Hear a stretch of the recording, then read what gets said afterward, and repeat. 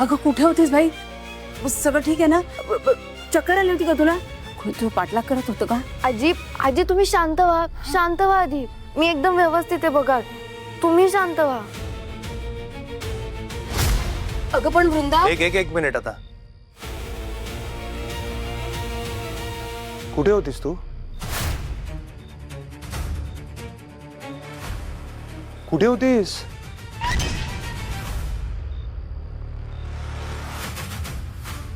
Phone का लागत नव्हता तुझा?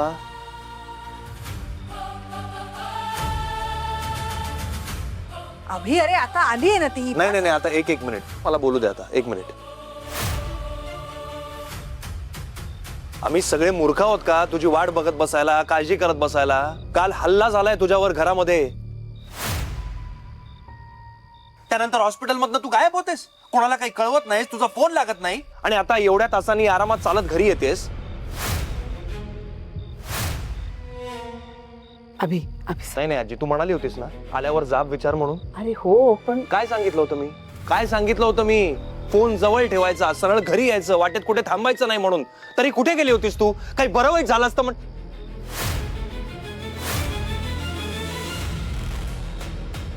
अगं बघतेस काय अशी? बोल ना, कुठे गेली होतीस?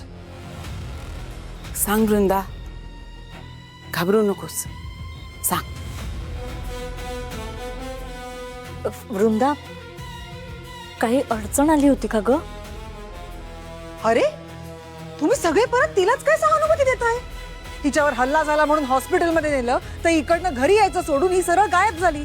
आणि आता एवढे सगळे काळजीने विचारतायत की कुठे गेली होतीस, तर उत्तर द्यायला तयार नाही ही मुलगी. काय ग, बोलणार आहेस का नाही? सांगणार आहेस का कुठे गेली होतीस? काय ग, उत्तर द्यायचं नाहीये का आम्हा कोणाला? आई अहो, आता खरंच बस झाला. आता पाणी डोक्यावरून चाललंय. आपण दुसरी बाई शोधून आता दुसरं वाटेल ते काहीही करू आई, पण ही मुलगी मला आपल्या घरात नकोय. चल चल, तू चालती हो. चल चल, निघ म्हटलं.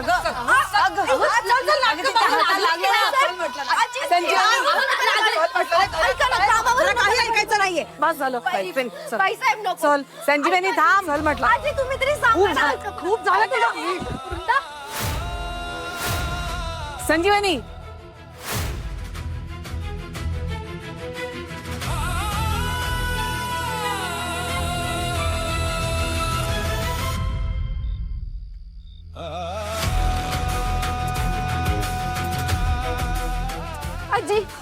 आजी मला कामावरून काढून नका ना टाकू. मी हे काम सुटलं की कुठे जाऊ?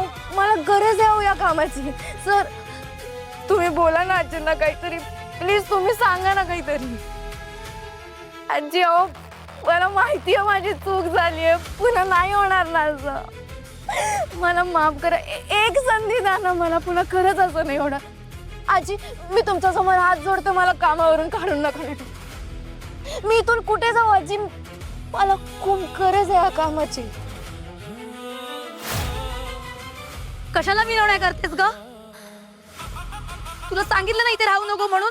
चल माझ्या बरोबर. नाही शालू, तिचा हात दुखतोय ग. हे बघा, मला माहिती आहे माझी चूक झाली, मी मान्य करते ना, पुन्हा नाही होणार अशी चूक आजी. मी या घरातल्या कोणालाच परत कधीच त्रास नाही देणार. परत असं झालं ना तर मी स्वतः माझी बॅग घेईल आणि इथून निघून जाईल, पण आता नका ना काढू. अरे बास बास करा ना सगळं. किती एखाद्याला हातापाया पडायला लावाल? हा, ते बरोबर दिसतं का? तुला बरा पुळका येतोय रे तिचा. लोकांना पुळके येत राहतात. चल तू उठ गा. चालते हो म्हटलं ना. संजीवनी बस. आई तुम्ही परत तिची बाजू घेताय? मी तिची बाजू घेत नाहीये, मी फक्त तिला एक संधी देतेय.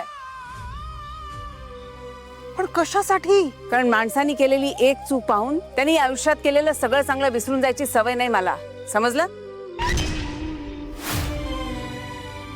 तेव्हा आता हा विषय पुरे.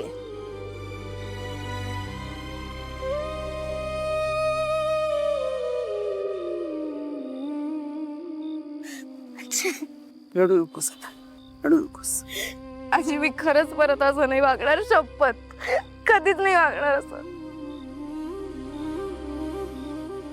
ऐकलंय मी हे, पण एक गोष्ट लक्षात ठेव वृंदा, विश्वास बसायला आयुष्य लागतं